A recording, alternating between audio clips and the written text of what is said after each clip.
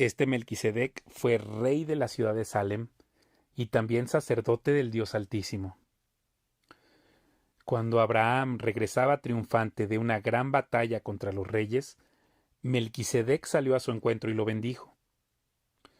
Después Abraham tomó la 10ª parte de todo lo que había capturado en la batalla y se la dio a Melquisedec. El nombre Melquisedec significa rey de justicia y rey de Salem significa rey de paz. No hay registro de su padre ni de su madre ni de ninguno de sus antepasados. No hay principio ni fin de su vida.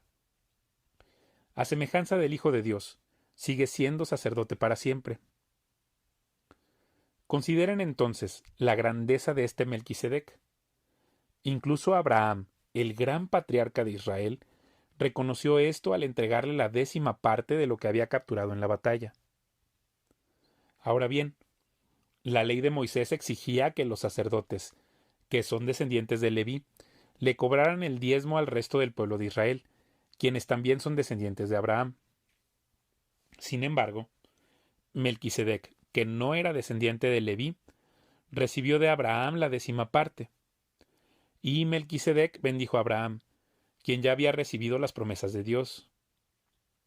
Sin lugar a dudas, el que tiene el poder para bendecir es superior a quien recibe la bendición. Los sacerdotes que reciben los diezmos son hombres que mueren. Así que Melquisedec es superior a ellos porque se nos dice que sigue viviendo. Además, podríamos decir que esos levitas, los que reciben el diezmo, pagaron un diezmo a Melquisedec cuando lo pagó su antepasado Abraham. A pesar de que Leví aún no había nacido, la simiente de la cual provino ya existía en el cuerpo de Abraham cuando Melquisedec recibió su diezmo. Entonces, si el sacerdocio de Leví, sobre el cual se basó la ley, hubiera podido lograr la perfección que Dios propuso, ¿por qué fue necesario que Dios estableciera un sacerdocio diferente, con un sacerdote según el orden de Melquisedec, en lugar del orden de Leví y Aarón? Y si se cambia el sacerdocio, también es necesario cambiar la ley para permitirlo, pues el sacerdote a quien nos referimos pertenece a una tribu diferente, cuyos miembros jamás han servido en el altar como sacerdotes. Lo que quiero decir es que nuestro Señor vino de la tribu de Judá, y Moisés nunca habló de que los sacerdotes provinieran de esa tribu. Ese cambio resulta aún más evidente, ya que ha surgido un sacerdote diferente, quien es como Melquisedec. Jesús llegó a ser sacerdote no por cumplir con la ley del requisito físico de pertenecer a la tribu de Leví, sino por el poder de una vida que no puede ser destruida. Y el salmista lo señaló cuando profetizó: Tú eres sacerdote para siempre, según el orden de Melquisedec. Así que el antiguo requisito del sacerdocio quedó anulado por ser débil e inútil. Pues la ley nunca perfeccionó nada, pero ahora confiamos en una mejor esperanza por la cual nos acercamos a Dios. Este nuevo sistema se estableció mediante un juramento solemne. Los descendientes de Aarón llegaron a ser sacerdotes sin un juramento, pero había un juramento con relación a Jesús, pues Dios le dijo: El Señor ha jurado, y no romperá su juramento, tú eres sacerdote para siempre. Debido a ese juramento, Jesús es quien garantiza este mejor pacto con Dios. Hubo muchos sacerdotes bajo el sistema antiguo, porque la muerte les impedía continuar con sus funciones. Pero dado que Jesús vive para siempre, su sacerdocio dura para siempre. Por eso puede salvar, una vez y para siempre, a los que vienen a Dios por medio de Él, quien vive para siempre, a fin de interceder con Dios a favor de ellos. Él es la clase de sumo sacerdote que necesitamos, porque es santo y no tiene culpa ni mancha de pecado. Él ha sido apartado de los pecadores y se le ha dado el lugar más alto, de más alto honor en el cielo. A diferencia de los demás sumos sacerdotes, no tiene necesidad de ofrecer sacrificios cada día. Ellos los ofrecían primero por sus propios pecados y luego por los del pueblo. Sin embargo, Jesús lo hizo una vez y para siempre cuando se ofreció a sí mismo como sacrificio por los pecados del pueblo. La ley nombra a sumos sacerdotes que están limitados por debilidades humanas. Pero después de que la ley fue entregada, Dios nombró a su Hijo mediante un juramento, y su Hijo ha sido hecho el perfecto sumo sacerdote para siempre. El punto principal es el siguiente. Tenemos un sumo sacerdote quien se sentó en el lugar de honor, a la derecha del trono del Dios majestuoso en el cielo. Ahí sirve como ministro en el tabernáculo del cielo, el verdadero lugar de adoración construido por el Señor y no por manos humanas. Ya que es deber de todo sumo sacerdote presentar ofrendas y sacrificios, nuestro sumo sacerdote también tiene que presentar una ofrenda. Si estuviera aquí en la tierra, ni siquiera sería sacerdote, porque ya hay sacerdotes que presentan las ofrendas que exige la ley. Ellos sirven dentro de un sistema de adoración que es solo una copia, una sombra del verdadero que está en el cielo. Pues cuando Moisés estaba por construir el tabernáculo, Dios le advirtió lo siguiente: asegúrate de hacer todo según el modelo que te mostré aquí en la montaña. Pero ahora a Jesús, nuestro sumo sacerdote, se le ha dado un ministerio que es muy superior al sacerdocio antiguo, porque Él es mediador a nuestro favor de un mejor pacto con Dios basado en promesas mejores. Si el primer pacto no hubiera tenido defectos, no habría sido necesario reemplazarlo con un segundo pacto. Pero cuando Dios encontró defectos en el pueblo, dijo: llegará el día, dice el Señor, en que haré un nuevo pacto con el pueblo de Israel y de Judá. Este pacto no será como el que hice con sus antepasados cuando los tomé de la mano y los saqué de la tierra de Egipto. Ellos no permanecieron fieles a mi pacto, por eso les di la espalda, dice el Señor. Pero este es el nuevo pacto que haré con el pueblo de Israel en ese día, dice el Señor. Pondré mis leyes en su mente y las escribiré en su corazón. Yo seré su Dios y ellos serán mi pueblo. Y no habrá necesidad de enseñar a sus vecinos, ni habrá necesidad de enseñar a sus parientes, diciendo: deberías conocer al Señor, pues todos ya me conocerán, desde el más pequeño hasta el más grande. Y perdonaré sus maldades, y nunca más me acordaré de sus pecados. Cuando Dios habla de un nuevo pacto, quiere decir que ha hecho obsoleto al primero, el cual ha caducado y pronto desaparecerá. Ese primer pacto entre Dios e Israel incluía ordenanzas para la adoración y un lugar de culto aquí en la tierra. Ese tabernáculo estaba formado por dos salas. En la primera sala había un candelabro, una mesa y los panes consagrados sobre ella. Esta sala se llamaba Lugar Santo. Luego había una cortina detrás de la cual se encontraba la segunda sala, llamada Lugar Santísimo. En esa sala había un altar de oro para el incienso y un cofre de madera conocido como el Arca del Pacto, el cual estaba totalmente cubierto de oro. Dentro del arca había un recipiente de oro que contenía el maná, la vara de Aarón a la que le habían salido hojas y las tablas del pacto que eran de piedra. Por encima del arca estaban los querubines de la gloria divina, cuyas alas se extendían sobre la tapa del arca, es decir, el lugar de la expiación. Pero ahora no podemos explicar estas cosas en detalle. Cuando estos elementos estaban en su lugar, los sacerdotes entraban con regularidad en la primera sala, durante el cumplimiento de sus deberes religiosos. Pero sólo el sumo sacerdote entraba en el lugar santísimo y lo hacía una sola vez al año, y siempre ofrecía sangre por sus propios pecados y por los pecados que el pueblo cometía por ignorancia. Mediante esas ordenanzas, el Espíritu Santo daba a entender que la entrada al lugar santísimo no estaba abierta a todos en tanto siguiera en pie el tabernáculo y el sistema que representaba. Esta es una ilustración que apunta al tiempo presente, pues las ofrendas y los sacrificios que ofrecen los sacerdotes no pueden limpiar la conciencia de las personas que los traen. Pues ese sistema antiguo solo consiste en alimentos, bebidas y diversas ceremonias de purificación, es decir, ordenanzas externas que permanecieron vigentes solo hasta que se estableció un sistema mejor. Entonces Cristo ahora ha llegado a ser el sumo sacerdote por sobre todas las cosas buenas que han venido. Él entró en ese tabernáculo superior y más perfecto que está en el cielo, el cual no fue hecho por manos humanas ni forma parte del mundo creado. Con su propia sangre, no con la sangre de cabras ni de becerros, entró en el lugar santísimo una sola vez y para siempre, y aseguró nuestra redención eterna. Bajo el sistema antiguo, la sangre de cabras y toros y las cenizas de una novilla podían limpiar el cuerpo de las personas que estaban ceremonialmente impuras. Imagínense cuánto más la sangre de Cristo nos purificará la conciencia de acciones pecaminosas para que adoremos al Dios viviente.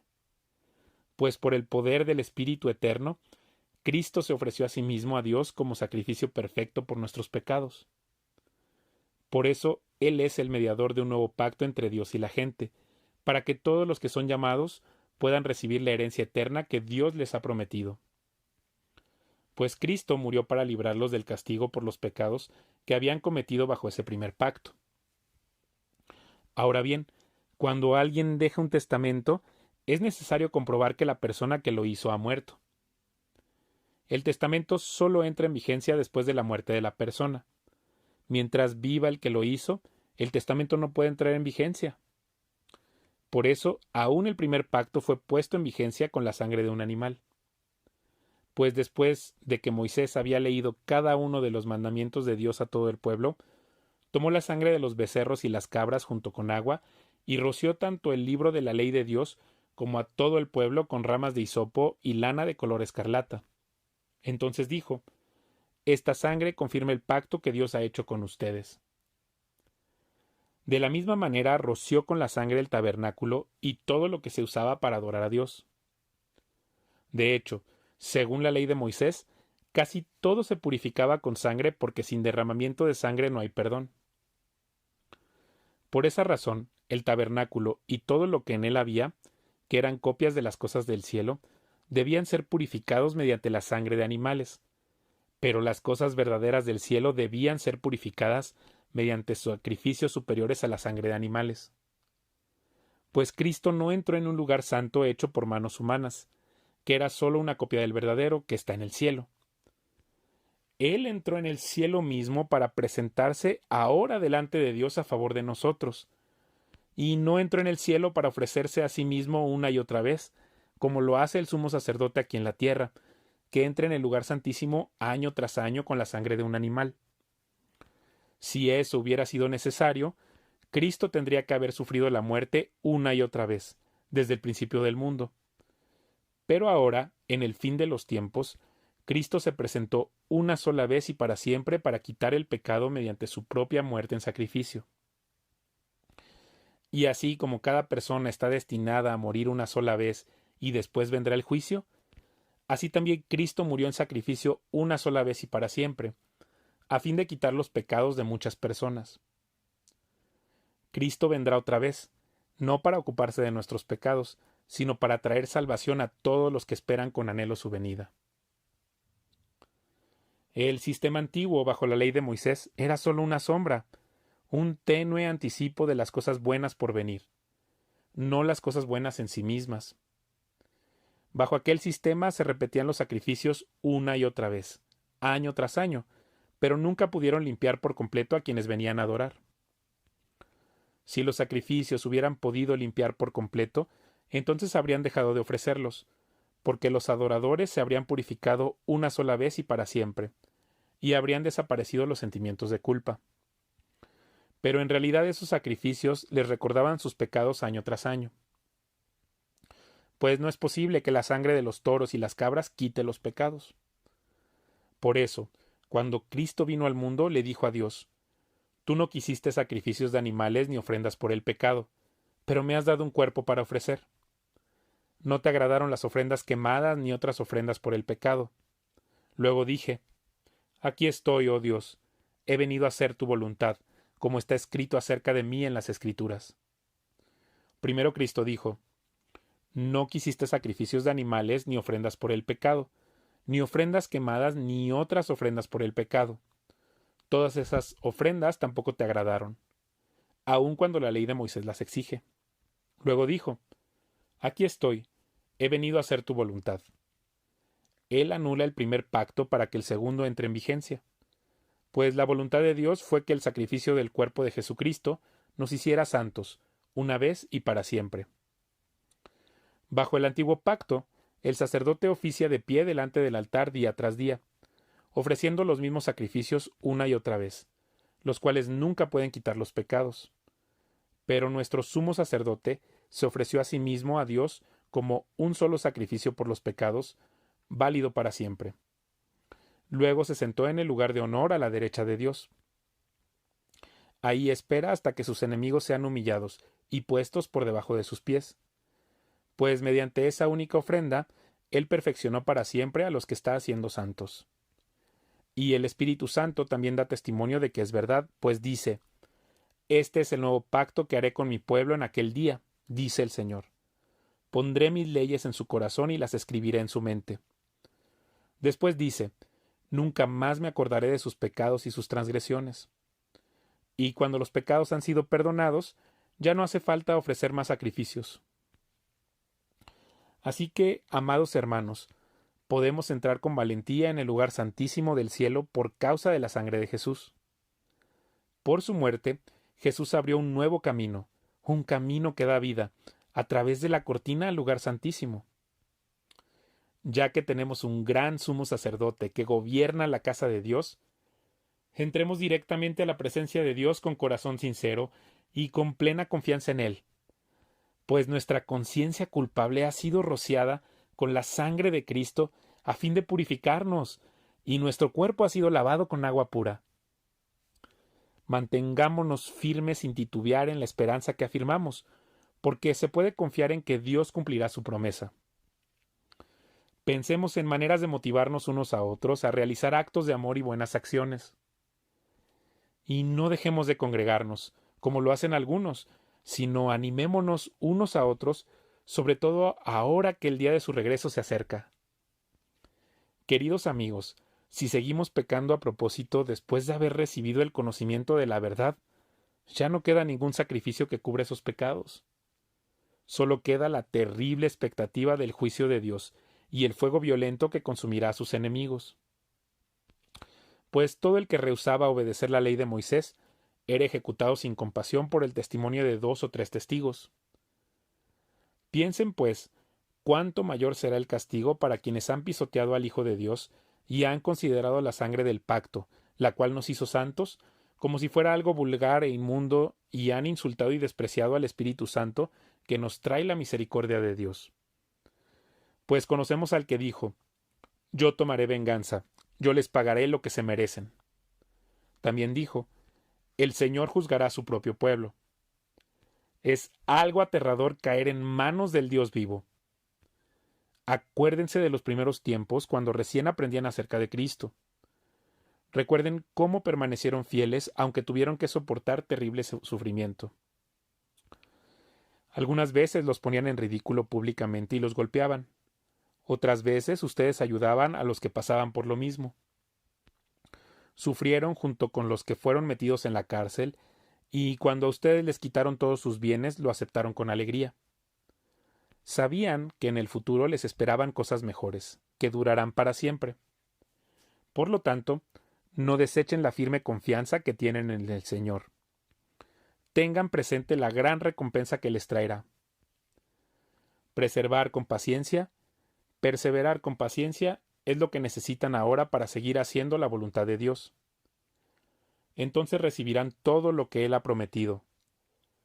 Pues dentro de muy poco tiempo, aquel que viene vendrá sin demorarse. Mis justos vivirán por la fe, pero no me agradará aquel que se aparte de mí. Pero nosotros no somos de los que se apartan de Dios hacia su propia destrucción. Somos los fieles, y nuestras almas serán salvas.